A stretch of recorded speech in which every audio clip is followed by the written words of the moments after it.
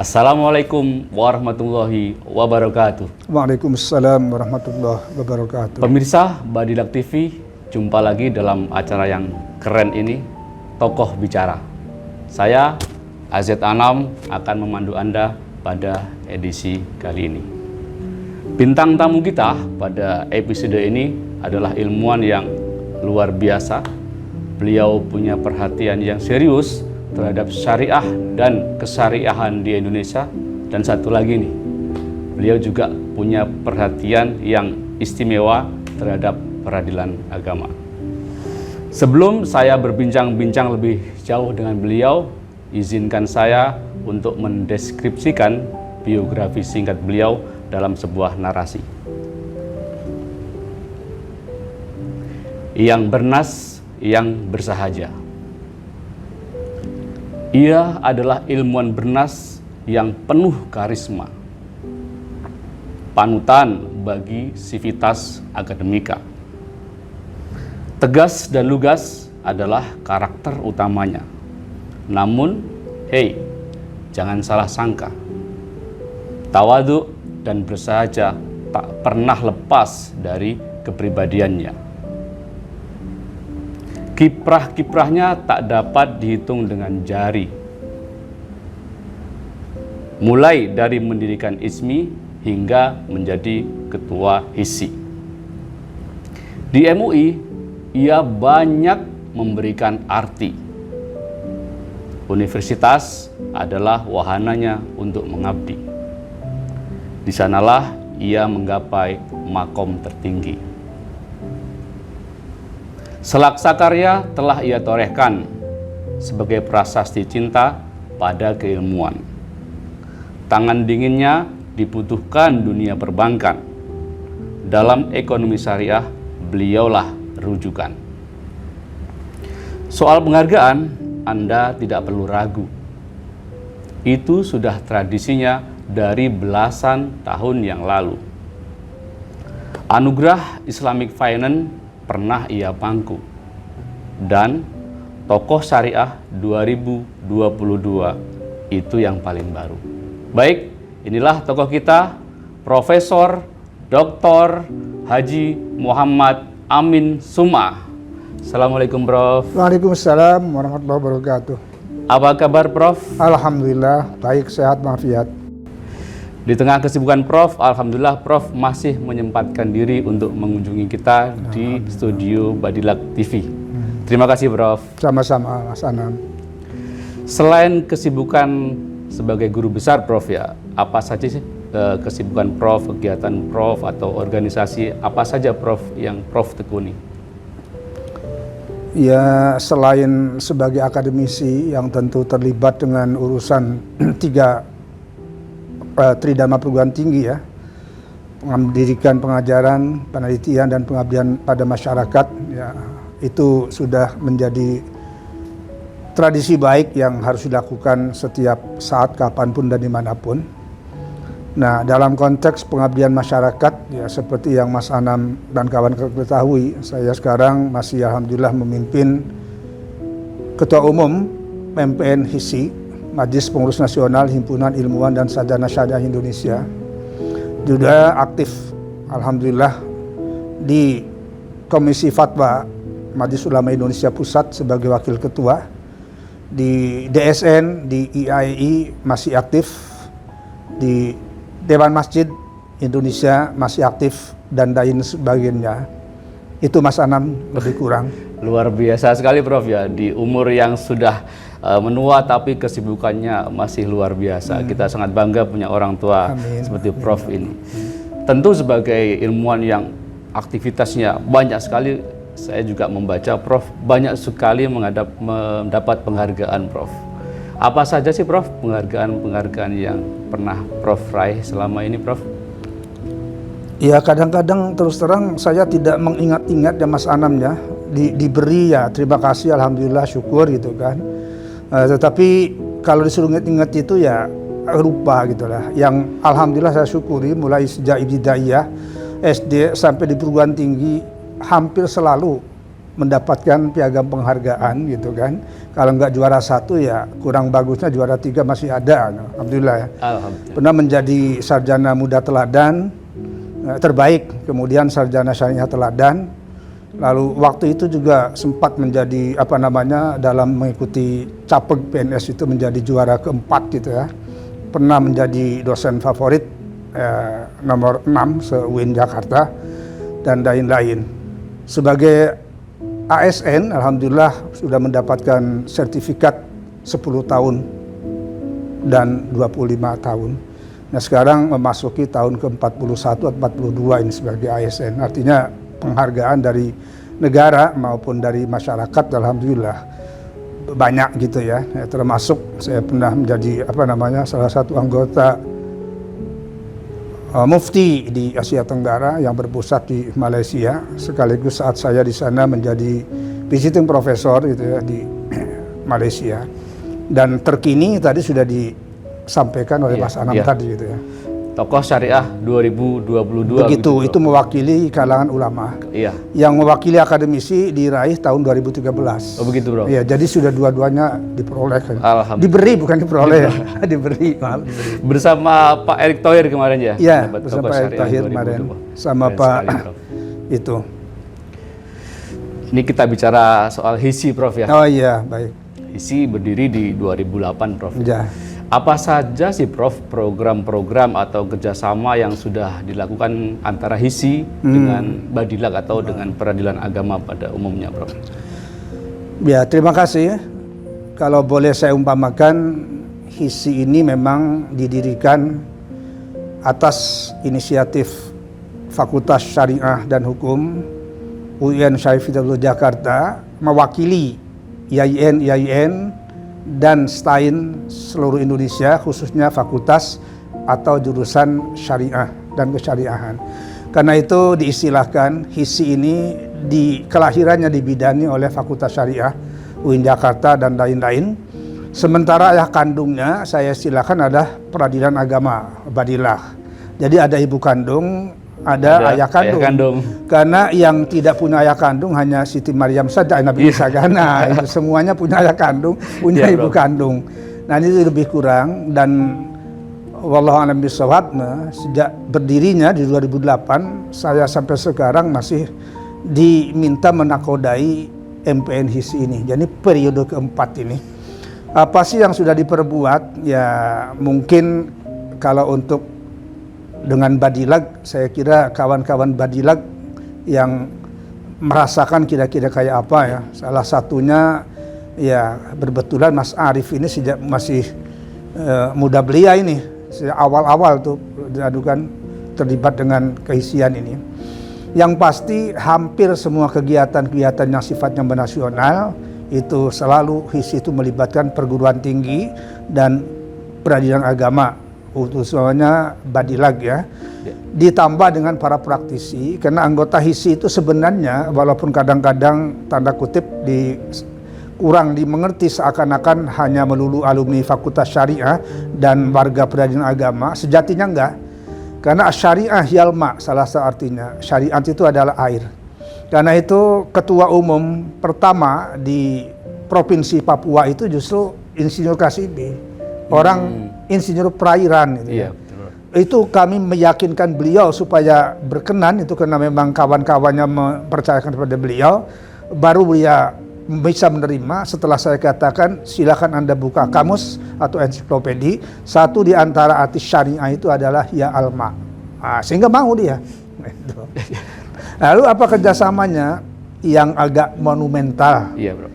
Dan kalau saya mengunjungi sekretariat DPR ya, terakhir mungkin 3-4 hari yang lalu gitu ya, menyinggung soal RUU KUHP ya, yang sudah jadi KUHP itu. HISI bersama-sama sebenarnya ya peradilan agama pastinya itu sebagai tanda kutip ya decision makernya gitu kan, kami yang menjalankannya. Itu bagaimana supaya peradilan agama ini memang diberikan kompetensi absolutnya, tidak hanya dalam urusan hukum keluarga tapi juga ekonomi dan keuangan syariah, langsung maupun tidak langsung ya. Di situ HISI bersama-sama peradilan agama, bahkan juga dengan BPHN waktu itu Profesor Dr. Abdul Ghani itu ya, yang notabene beliau asalnya dari peradilan agama kan. Nah itu alhamdulillah bisa memberikan satu masukan untuk bagaimana keberadaan pasal 49 mengenai wewenang absolut peradilan agama itu, plus di dalamnya adalah ekonomi dan keuangan syariah yang luar biasa, rincian di penjelasannya itu sedemikian rupa. Oh iya, mungkin Prof. itu. Iya. Di Oktober kemarin ada penandatanganan MOU, Prof ya, antara HISI dengan Badilag, begitu ya? Iya. Oh iya, itu fokusnya ke arah apa, Prof? Kerjasama itu, Prof? Sebenarnya ini merupakan perpanjangan saja sama gitu ya. Keberlanjutan iya, dari keberlanjutan. serial sebelumnya gitu. Karena sebelumnya sejak awal tuh sudah memiliki awal berdiri ya. Iya, HISI itu kalau nggak salah pernah menandatangani sudah 47 piagam. 47. Iya. Piagam kerjasama. Kerjasama dengan berbagai pihak. Dari yang tingkat paling tinggi sampai ke kantor urusan agama. Ya. Luar biasa. Itu. Lalu kemarin di bawah kepemimpinan Pak Dirjen, Pak Dr. Acon Nur, yang sekarang masih memimpin Badilag ini ya sebagai dirijennya, ya ingin menindaklanjuti piagam kerjasama itu dan diperbarui gitu kan, lalu diwujudkan dengan tidak hanya di atas kertas itu, tetapi juga ada action yang kita teruskan. Nah tadi sebelum saya kesini ini habis meeting dulu dengan beliau, alhamdulillah lengkap itu, beliau membawa kawan-kawan untuk melakukan rencana rencana urusan kepastiannya di Allah Subhanahu wa taala. Dalam waktu dekat HISI dan Badilag ini mau mengadakan lomba ilmiah di lingkungan peradilan agama. Terutama untuk di lingkungan pengadilan tingkat pertama dan pengadilan tingkat banding. Wah, luar biasa, itu pasti kita dukung, Prof. Amin, amin. Pasti amin. kita dukung. Ya. Kita bicara tentang masa depan peradilan agama ini, Prof. Menurut Profesor nih, sebenarnya seberapa penting sih eksistensi peradilan agama dalam konteks penegakan hukum Islam di Indonesia ini, Prof? Yap. Minimal mungkin ada 3 sampai 5 aspek kalau boleh saya meninjaunya. Saya pribadi mengenal, mudah-mudahan insya Allah dengan baik dan benar ya, pengadilan agama ini, peradilan agama itu sejak menjadi mahasiswa Fakultas Syariah semester 3, dulu tingkat ya tingkat 2. Itu mulai, kalau mendengarnya sejak masih di sekolah lanjutan juga sudah tahu ya, tapi belum mengenali apa sih peradilan agama itu. Setelah saya menjadi mahasiswa di Fakultas Syariah, berbetulan mengambil jurusannya itu Qismul Qadha dalam waktu saya istilahnya, yang kemudian diterjemahkan ke peradilan agama, sekarang menjadi Ahwalus Syakhsiyah, diterjemahkan lagi menjadi hukum keluarga. Saya masih Qismul Qadha itu tadi. Itu peradilan agama ini ya, kalau boleh saya menggunakan istilah at-tazwid gitu ya, bolehlah saya menjadi pacar setianya peradilan agama ini. Luar biasa. Kenapa? Jurusannya peradilan agama. Di doktoral hanya ada 2 pilihan itu. Lingkup praktikumnya di peradilan agama. Kayak apa situasi peradilan agama pada waktu itu, terutama kantornya, peradilan agamanya, lalu bobot hakimnya kayak apa gitu kan, fasilitasnya itu kayak apa, sarana dan prasarana kayak apa, rasanya lekat betul di ingatan saya. Sampai nama hakimnya bisa ada yang saya ingat. Itu tahun 78. Di antaranya yarhamuhullah Bapak Dr. Andes Haji Muhajir. Itu salah satu hakim agama yang betul-betul menjadi idola buat saya dan kami dan kawan-kawan. Bagaimana beliau itu ya, tingkat keilmuannya begitu bagus. Bagaimana pula dengan ketegasannya beliau itu, wibawanya kayak apa, termasuk dalam memberikan apa kepada hakim-hakim juniornya itulah. Meskipun ya tentu kami mengenali beliau ini lewat pintu dosen-dosen kami, terutama Pak Profesor, waktu itu belum Profesor, H.A. Wasid Aulabi MA, yang menjadi salah satu mungkin direktur peradilan agama yang paling awal lah beliau ini.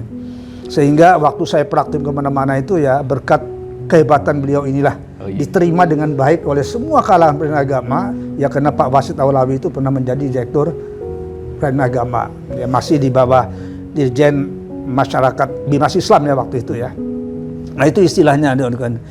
Tapi ada sisi lain itu ya, yang langsung tidak langsung Fakultas Syariah itu kenapa kurang diminati oleh kaum hawa. Kenapa itu, Prof? Saya waktu itu belum bisa memahami ya kenapa itu ya. Tetapi setelah saya doktoral baru saya paham. Karena di Indonesia itu masih cukup banyak dan kental ulama-ulama tertentu yang mengharamkan wanita itu jadi hakim. Ini satu di antara penyebabnya. Padahal di mana-mana dunia perguruan tinggi itu dia masuk perkuliahan pasti akan ada relevansinya dengan pekerjaannya dia. Betul, Pak. Nah syariah ini waktu saya masuk tahun 75 itu tidak ada perempuannya satu pun. Di tengah semester 2 atau 3 ada 3 teman perempuan. Iya. Itu pindahan, bukan asli gitu ya. Nah, walaupun ada yang 1-2, maaf di Syariah Ciputat yang saya ingat itu yang Profesor Nurhayati Jamas itu misalnya. Yang katakanlah berani tampil di syariah membolehkan wanita itu jadi hakim. Dan saya tuh kebetulan menulis judul sarjana mudanya di salahnya itu kedudukan dan hukum menegakkan peradilan agama. Itu risalah saya. Yang saya katakan tadi saya memacari peradilan agama ini dengan waktu yang cukup lama gitu walaupun tidak menjadi kawin akhirnya. Nah itu contoh. Iya. Jadi saking masih banyaknya pendapat yang mengatakan perempuan tidak boleh jadi hakim, ya itu imbasnya salah satunya. Ada julukan yang masih lekat pada saya. Kalau ada Fakultas Syariah itu ke kantin, ketemu dengan kawan-kawan masih lain, terutama Fakultas Tarbiyah yang paling banyak diminati. Apa saya tanya? Ada Fakultas STM. Apa itu, Prof? Maksudnya STM itu kan laki-laki semua. Fakultas STM. Lalu lagi itu kan awas. Kalau praktikum di peradilan non agama itu jawabannya apa relevansinya Fakultas Syariah berpraktikum di peradilan non agama? Kan itu kan ngurusi NTCR katanya itu kan, nikah, talak, cerai dan rujuk. Jadi disebutnya Fakultas NTCR. Minimal ada 3 julukan itulah. Jadi ibaratnya kalau istilah sekarang mungkin orang terkesan quote and quote seakan-akan Fakultas Syariah dibully gitu kan. Nah, dengan ada seperti itu, tapi terus saja kita bagaimanapun kita harus bisa membuktikan. Nah, kenapa sih sebenarnya ada keistimewaan? Kenapa saya mencintai peragama itu waktu itu? Karena jabatan yang paling mentereng pada zaman saya masa itu adalah lulusan syariah itu kalau jadi hakim, jadi panitera. Kalau KUA itu melakukan kecamatan kelasnya, sementara peradilan itu kabupaten kota. Namun namanya anak milenial ya, apalagi kalau sampai hakim tinggi di tingkat provinsi. Waktu itu belum masuk Mahkamah Agung kan? Ya kan masuk ke Mahkamah Agung setelah lahir Undang-Undang Nomor 1 Tahun 74 tentang pokok-pokok kekuasaan kehakiman ya. Ya masih hafal juga kira-kira sejak masa lalu gitu kan. Ya belum ada hakim agung dari peradilan agama itu. Nah ini nih, jadi tingkat kekotaannya itu tadi. Sehingga kami sebagai dekan 3 periode ya di Fakultas Syariah dan Hukum itu alhamdulillah bisa berbenah dan bisa meyakinkan mahasiswa kami yang sekarang ya alhamdulillah lah sudah mengisi hampir semua pos-pos di negeri ini sudah ada alumni syariah. Alhamdulillah. Sampai Pak Wapres kita itu kan doktornya dari Fakultas Syariah dan Hukum itu misalnya itu. Jadi kalau bisa disimpulkan sebenarnya eksistensi peradilan agama itu kalau meminjam istilah taklifi Prof ya, keberadaannya di Indonesia itu wajib. Atau sekedar sunnah atau mubah aja kalau keberadaan PA di Indonesia menurut Prof ini. Tadi saya katakan minimal dari 3 sampai 5 aspek ya. Dari aspek hukum ya jelas pasti wajib lah. Wajib ya, Bro. Iya. Atau mungkin kalau pinjam istilahnya mazhab Abu Hanifah ya fardu lah. Karena memang kita sadari kira-kira perjalanannya ini kan banyak juga pihak-pihak yang berusaha merongrong. Oh enggak, saya kira mungkin bukan kalau saya bukan merongrong. Sebenarnya karena belum paham apa sih peradilan agama itu. Nah, jadi kita husnudzon saja. Kekeliruan kita. Kenapa? Kita mungkin dulu itu buku belum begitu luasa mengenalkan dirinya. Tapi sekarang ini peradilan agama ini masya Allah. Saya tadi disuguhi akte dokumen cerai ya yang luar biasa. Pak Dirjen bisa menjawab sesuatu untuk lingkungan peradilan agama seluruh Indonesia itu tinggal ngomong saja, saat itu pula keluar itu. Dan saya dengar ini baru 2 di Indonesia yang memiliki sarana ini, yaitu Sekretariat Negara sama peradilan agama. Saya kira selamat, tahniah setinggi-tingginya untuk peradilan agama. Wajib kita syukuri. Betul, Bro. Artinya kalau pinjam istilah Al-Quran itu dalam surat Qaf ya, ayat 18, surat 50 ayat 18 ya, ini sudah terbuktikan. Ya. Peradilan agama sudah membuktikan itu. Memang Ditjen Badilag itu mempunyai komitmen yang luar biasa, Prof, untuk mewujudkan peradilan modern berkelas dunia gitu. Banyak sekali ikhtiar yang kita udah lakukan, Prof, mulai mengimplementasikan 22 inovasi, kemudian membangun ZI, WPK, WPPFM, kemudian membangun peradilan berbasis IT, dan masih banyak lagi, Prof. Dalam pandangan Prof nih, apakah ikhtiar-ikhtiar itu sudah mampu memenuhi ekspektasi publik terhadap peradilan agama, Prof? Sependek, bisa juga sepanjang gitu ya, itu ya. Yang saya ketahui, rasakan, dan maaf, kadang-kadang ikut carwe-carwe ya. Ikut carwe-carwe dalam arti satu ketika saya pernah diundang Gubernur Lemhanas untuk berbincang persoalan penegakan hukum dan keadilan pada waktu itu dihubungkan dengan perilaku hakim di 4 badan peradilan. Waktu itu Gubernur Lemhanasnya almarhum Profesor Dr. Muladi. Berbetulan saya mengenali beliau itu bisa dikatakan cukup lama. Saat beliau jadi Menteri Kehakiman, saya sudah sering berkomunikasi ya sebagai Dekan Fakultas Syariah. Ya, memiliki sering, lalu lebih-lebih setelah menjadi salah satu anggota tim perumus rancangan kitab undang-undang hukum pidana yang baru saja disahkan menjadi KUHP ya. Jadi banyak berinteraksi, banyak berguru sama beliau ya dalam hal-hal termasuk urusan peradilan tadi. Nah, waktu itu biasa diperlihatkan data-data yang ada gitu kan, karena memang perbincangan kita waktu itu berbasis data gitu. Semua peradilan, 4 lingkungan peradilan itu ada dikemukakan, dan saya waktu itu alhamdulillah ditampilkan pembicara yang terakhir. Nah, ketika disororkan bahwa perjalanan 4 lingkungan badan peradilan itu termasuk badan agama, ya ada, ya di mana-mana ada kasus, pasti itu saya katakan. Tapi alhamdulillah selain kuantitasnya itu relatif sedikit, kualitasnya juga insya Allah tidak terlalu besar. Dalam pengertian begini, memang manusia tidak mungkin sempurna, termasuk hakim ya, walaupun maaf sebutannya yang mulia gitu kan. Tapi kadang-kadang ada kan. Tetapi sungguh kalau saya lihat begitu, baik kuantitas maupun kualitas kan bisa dibaca secara angka itu kan. Alhamdulillah lah masih tetap, ya, mudah-mudahan penilaian saya objektif, tidak subjektif. Nah, lalu kemudian dulu peradilan agama ini sarana dan prasarananya, terutama gedung-gedungnya itu, alat-alat panggil untuk para sidang ya, untuk para pencari keadilan, itu di peradilan yang lain sudah punya itu speaker ala kadarnya. Di peradilan agama itu belum, jadi masih renteng kebok tular. Tular. Umpamanya Aminah, misalnya Aminah, saya ikut dok jadi praktikum itu tuh. Betapa sekarang ternyata alhamdulillah number 1 ya masalah IT-nya ini. Insya Allah. Nah, excellent. Nah, oleh karena itu, tapi saya tadi berbincang juga, berbisik tuh kan, Pak, membangun tuh relatif lebih mudah dibandingkan mempertahankan. Jangan sampai kita nanti gitu, pandai membangun tapi tidak piawai merawat. Nah, ini persoalannya. Iya. Baik, Prof. Itu akan kita catat, Prof. Selanjutnya, Prof. Akhir-akhir ini kan Badilag itu sangat gencar, Prof, ya, memberikan kemudahan kepada pencari keadilan untuk mendapatkan hak-haknya. Wabil khusus perempuan dan anak pasca perceraian ini, Prof.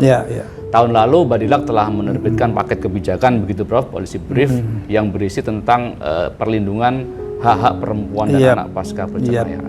Dari kebijakan itu kemudian banyak sekali melahirkan atau memantik putusan-putusan hakim-hakim yang mempertimbangkan hak-hak perempuan dan anak pasca perceraian. Apakah menurut Prof ini ya, apakah itu cukup berpengaruh positif dalam konteks perkembangan hukum Islam di Indonesia, Prof? Ya, terima kasih. Yang pasti, kalau lembaga peradilan agama ini kan sedari dulu yang saya tahu lembaga penegak hukum dan keadilan ala sistem hukum Islam. Itu prinsipnya kan? Betul, Pak. Kalau sistem hukum Islam dipastikan sumber utama dan pertamanya adalah nas Quran dan hadis. Betul. Termasuk perintah nas Quran dan hadis itu kita wajib menghormati, menjunjung tinggi peraturan perundang-undangan negara. Betul. Itu sudah include itu. Minimal merujuk kepada surat Al-Maidah ayat 1. Ya ayyuhalladzina amanu aufu bil uqud. Masuk ke dalam kategori al-uqud adalah peraturan perundang-undangan negara. Maka sejak awal sampai kapanpun peradilan agama itu wajib hukumnya menjunjung tinggi kalamullah di satu sisi dan sunatullah di sisi yang lain. Betul. Termasuk sunatullah itu ada peraturan perundang-undangan. Nah, terbukti kan wadahnya peradilan agama ini kan pernah. Bukan hanya pernah ada dalam Kementerian Agama dulunya, sempat juga sebentar itu mampir di Kementerian Dalam Negeri, Departemen Dalam Negeri dulu. Iya. Lalu akhirnya bergabung ke Mahkamah Agung menjadi satu atap. Oke saja kan, tidak ada persoalan. Nah, oleh karena itu, karena ini kebutuhan bangsa dan negara, kan sila pertamanya ketuhanan yang Maha Esa. Enggak boleh ada satupun hukum di Indonesia itu yang terlepas dari sila ketuhanan yang Maha Esa. Lalu bagaimana? Nah, itulah kira-kira wajib. Jadi peradilan agama ini salah satu pilar penegakan hukum dan keadilan khususnya dalam bidang hukum Islam, dan ini bagian integral dari keutuhan dan kesatuan negara kesatuan Republik Indonesia. Betul. Ya, Prof. Betul. Sekarang kita bicara soal kualitas putusan, Prof. Yap. Saya yakin Prof mengamati ya perkembangan putusan-putusan di peradilan agama sebagai ilmuwan. Menurut Prof, bagaimana sih kualitas putusan-putusan hakim peradilan agama, Prof? Khususnya untuk tingkat pertama sama banding, Prof. Apakah sudah memenuhi unsur-unsur kemanfaatan, keadilan, dan kepastian, atau masih belum itu, Prof? Mudah-mudahan saya tetap objektif ya, gitu kan? Iya, Bro. Dan tetap kritis dalam artian positif ya. Secara umum dan keseluruhan bisa saya katakan ya sudah memberikan kecukupan di tengah-tengah masyarakat pencari keadilan. Nah, bagaimana dengan kasus-kasus tertentu? Ya memang memuaskan semua orang saya kira susah ya. Ya. Kan ada selalu dua Nah, selalu itu. Tapi jelas ini komposisinya yang sudah memadai keadilan, kepastian hukum, kemanfaatan hukum, itu insya Allah ya, sudah mulai menyentuh ke sana. Kalau boleh saya menggunakan standar perguruan tinggi gitu kan ya sudah minimumnya itu B plus lalu sampai A gitu katanya. Insya Allah di situ tatarannya. Bagaimana dalam kasus-kasus tertentu ya, kebetulan terkini saya kemarin menguji tesis S2 Sarjana Syariah. Judul tesisnya itu hak-hak istri setelah gugat cerai. Tinjauan hak asasi manusia, gender, dan maqasidus syariah. Itu sudah ngetrend sekarang di mahasiswa itu. Lalu dia mengkaji putusan pengadilan di salah satu provinsi, maaf saya tidak menyebutnya ya. Nah, tapi itu dia berdasarkan penelitian. Ada dua hal yang saya sampaikan. Pertama, ini judul Anda, kok kenapa sudah diceraikan bukan istrinya lagi dia? Kenapa nggak ada mantan istri? Nah, itu satu kekritisannya. Karena pengadilan kan kapan seorang dianggap putus perceraian? Kan sejak diklar talak, dan itu atau setelah diterimakan surat Nah, zaman sekarang kan langsung diserah terimakan, sehingga dia bukan istri lagi tapi mantan istri. Satu. Yang kedua, memang pada dasarnya hukum manapun termasuk hukum Islam bahkan tidak boleh melakukan diskriminasi kepada siapapun atas dasar apapun, termasuk berdasarkan gender sama sekali. Al-Quran itu mengapa menyediakan satu surat khusus, surat An-Nisa, surat keempat yang artinya perempuan gitu kan. Tidak ada surat Ar-Rijal gitu, laki-laki. Itu salah satunya karena waktu itu memang kaum perempuan, kaum Hawa plus anak-anak yatim khususnya itu memang kurang mendapatkan perhatian dari kaum para pemimpin yang didominasi oleh laki-laki. Sehingga diperlukan ada surat An-Nisa. Surat Ar-Rijal tidak usah mengiri. Iya. Nah sekarang tapi kita jangan kebablasan, saya katakan itu kan. Jangan karena kita itu lalu mengedepankan asal perempuanannya, tidak. Betul. Pada dasarnya tetap laki-laki dan perempuan itu butuh hukum dan keadilan. Maka keberadaan surat An-Nisa ini di sini jangan kita jadikan, maaf ya, kita jadikan quote and quote sebagai alat untuk melakukan, tidak. Jangan sampai seperti tadi itu. Kita ambil kebetulan dia statusnya apa, kajiannya tentang khulu ya, cerai gugat.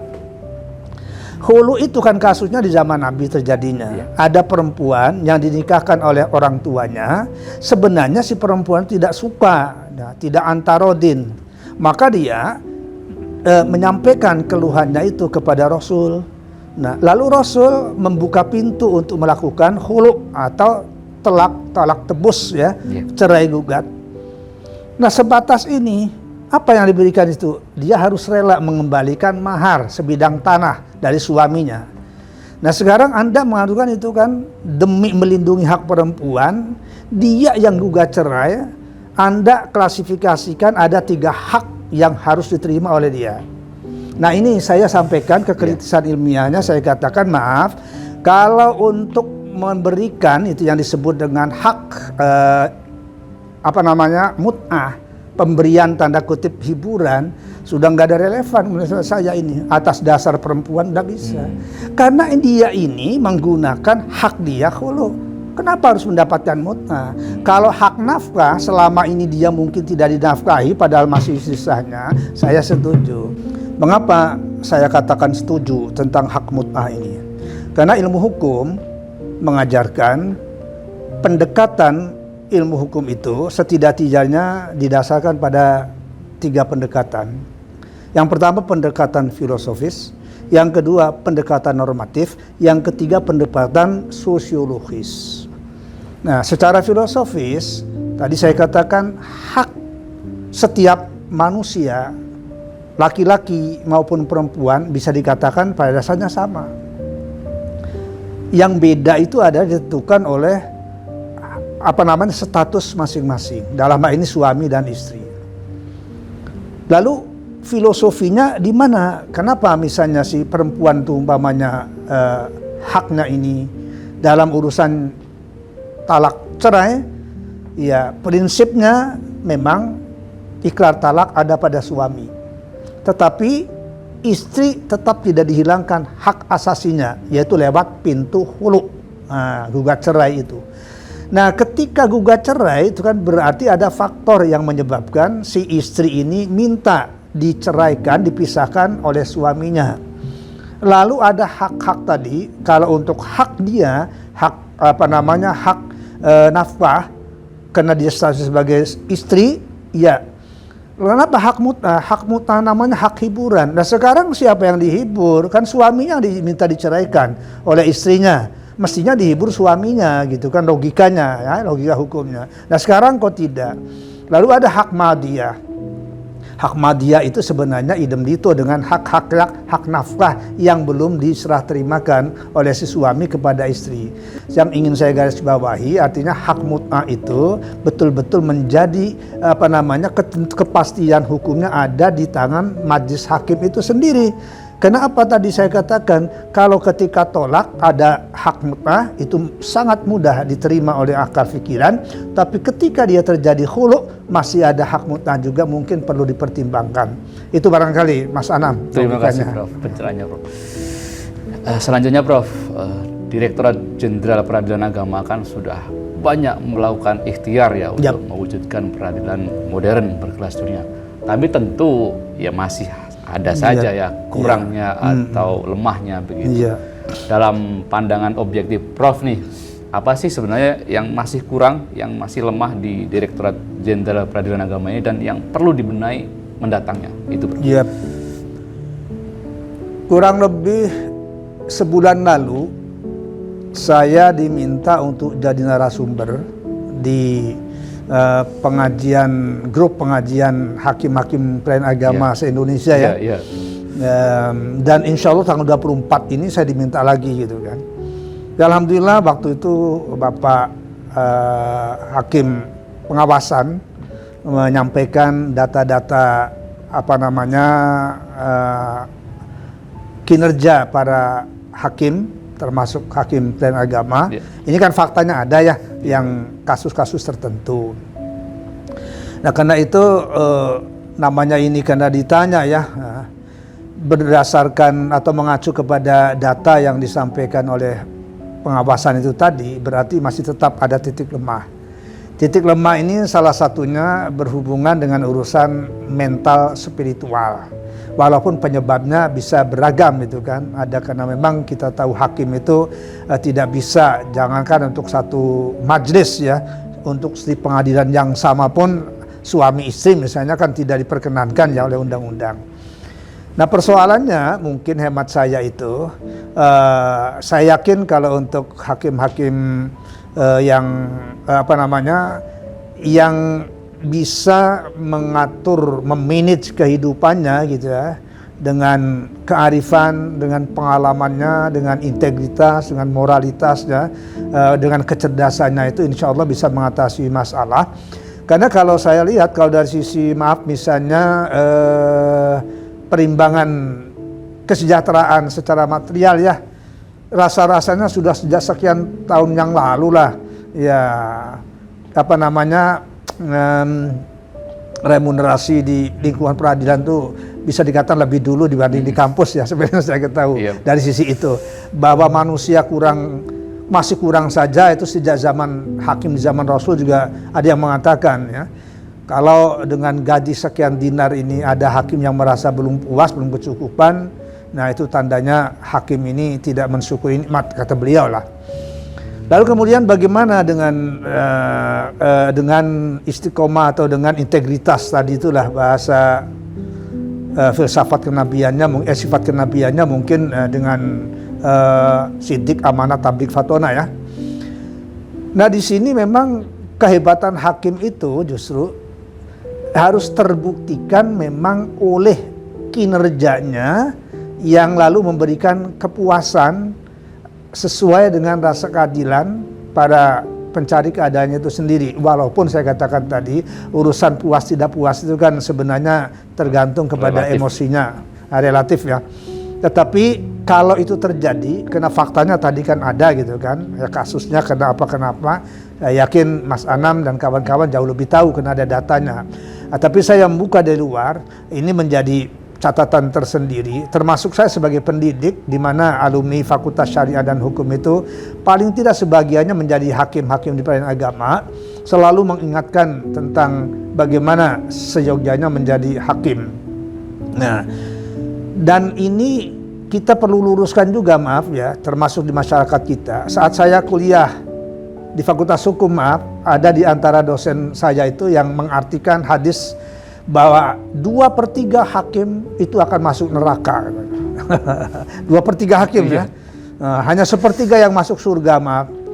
Saya terus terang kalau mau menginstruksi katakan nggak sopan ya. Saya kuliah sarjana hukum sudah doktor, Mas Anam. Nah, jadi saya sowan saja ke dosen saya itu, ngobrol berdua di ruangannya, maaf Pak, kalau boleh izin saya. Itu enggak tepat kalau mengartikan hadis Nabi al-qudatu salasatun itsnani finnari wa wahidun fil jannah, itu artikan 2/3-nya masuk neraka. Kenapa? Kalau 2/3 masuk neraka itu pasti redaksi hadisnya bukan itsnani finnar wa wahidun fil jannah, tapi sulusani finnar. Wa sulus fil jannah. Itu dari sisi bahasa.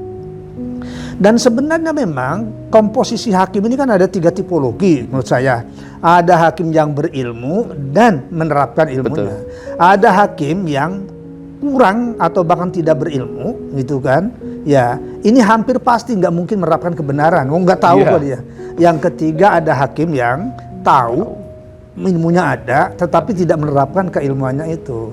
Nah, jumlah orangnya nggak bisa dipastikan, gitu kan. Bisa jadi yang tipologi hakim yang berilmu dan adil, ya bijak, ini lebih banyak jumlahnya. Saya kalau boleh mengumpamakan seperti itu, insya Allah Ta'ala hakim-hakim di lingkungan peradilan agama ini bukan 2/3 masuk neraka karena redaksi bukan as-sulusani.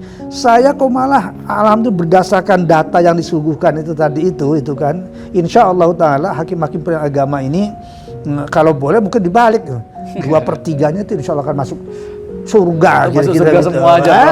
Ya syukur kalau semuanya, tapi sulit kan, faktanya masih ada tadi temuan-temuan di hakim pengawas. Walaupun ini simbol saja kan, surga dan neraka itu kepastiannya kan itu urusan Allah di sana. Itu barangkali Mas. Kalau ikhtiar Prof, ikhtiar yang dapat kita lakukan untuk ya memperbaiki kekurangan itu kira-kira apa Prof? Yang pertama hemat saya pasti pendidikan. Pendidikan. Dan saya termasuk yang dari dulu, jangankan untuk hakim-hakim ya, dan sampai untuk kawan-kawan di kantor urusan agama itu, saya mendorong Anda kuliah lagi lah. Jangan menjadi S1 maaf yang kelasnya muqallid. Jangan merasa puas dengan S2 maaf yang tingkatannya cuma muttabi. Kami bangga kalau Anda ini terutama hakim-hakim menjadi mujtahid. Karena ini yang disebut-sebut di hadis kan, jabatan itu kan sebenarnya hakim kan. Idza ijtahadal hakimu. Iya. Enggak ada idza ijtahadal profesor itu. Nah, itu kira-kira. Jadi pendidikan. Yang kedua, saya kira kalau yang urusan-urusan tadi ya, saya tidak ingin menyampaikan lah yang berkaitan dengan soal kesejahteraan segala macam itu ya. Mungkin adalah memang karena yakin nih, saya tidak lama jadi hakim maaf itu ya. Hanya 4-6 tahun, yang aktifnya 4 tahun kalau nggak salah itu. Tapi ada perasaan berbeda ya. Maaf, mungkin subjektivitas saya saja karena saya bukan hakim karir gitu ya. Saya hakim perguruan tinggi gitu kan.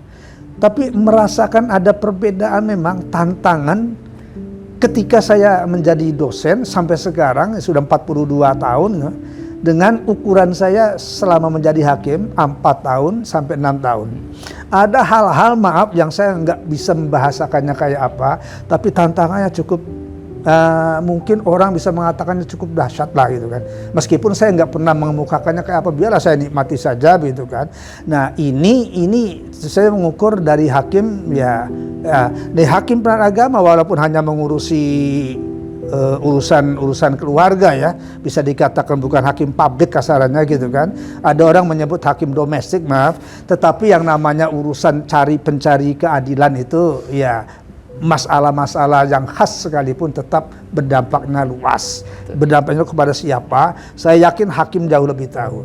Saat saya umpamanya berkunjung kemana, saya nggak menyebut lagi provinsinya. Maaf, sering itu curhat, Prof. Kami ini jadi hakim seringkali perasaan menerima tanda kutip ya. Ya saya nggak membahasakannya di teror ya. Tapi berat sekali Prof. Ya begini begitu loh. Ya itu tantangan kan dari kami ini dulu kebetulan termasuk yang dipercaya untuk mendidik calon hakim. Iya, Pak. Wah, itu kan dulu nggak segera dihakimkan, harus ikut dulu pendidikan calon hakim. Kalau nggak salah waktunya itu 1 tahun. Kami gelarnya itu bukan hanya di fakultas, sampai di Masjid Fatullah itu kita gunakan tuh sakit. Ini satu contoh. Artinya tetap ada perlu hal-hal yang seperti itu. Betul. Kalau pinjam istilah Imam Abu Hanifah itu, jangankan ilmuwan katanya, untuk update ilmu pengetahuan termasuk hakim, beliau sarankan antara 3 tahun sampai 4 tahun hakim itu ya dicas lah pengetahuannya. Ya, kenapa? Karena tidak cukup dengan rutinitas, masyarakatnya sudah maju. Satu contoh konkret mal, kalau pengertiannya, hakimnya masih S1 tamat, walaupun ilmunya sudah luar biasa, pengalamannya begitu canggih. Tapi kalau ketika kliennya itu sudah doktor, Kan ada juga profesor yang cerai ya maaf itu kan. Nah misalnya maaf, itu apapun ceritanya tetap adalah langsung atau tidak langsung. Itu yang saya maksud dengan pendidikan, lalu terus update keilmuan, lalu kemudian adalah tentu kita harus mawas diri juga gitu. Seluruh aparaturnya apa? Hakimnya aja, Prof? Oh semuanya. Semuanya harus semuanya, Prof. Karena keluarga besar itu kan nggak mungkin ya panitranya, ya juga segala macamnya. Kalau di pendidikan tinggi itu ya bukan hanya dosen, tetapi termasuk tenaga kependidikannya. Itu komponen, termasuk keluarganya. Betul, Prof. Ini yang terakhir, Prof. Mohon diberikan closing statement atau pernyataan penutup demi kebaikan atau kemajuan peradilan agama ini, Prof. Monggo, Prof. Yap. Terima kasih, Mas Anam dan pemirsa TV Badilag yang saya hormati. Sebelum saya lupa, tadi pertama mengucapkan selamat atas program yang insya Allah multi manfaat ini. Yang ingin saya sampaikan, selain memberikan tahniah setinggi-tingginya kepada jajaran Badilag khususnya dan Mahkamah Agung RI pada umumnya,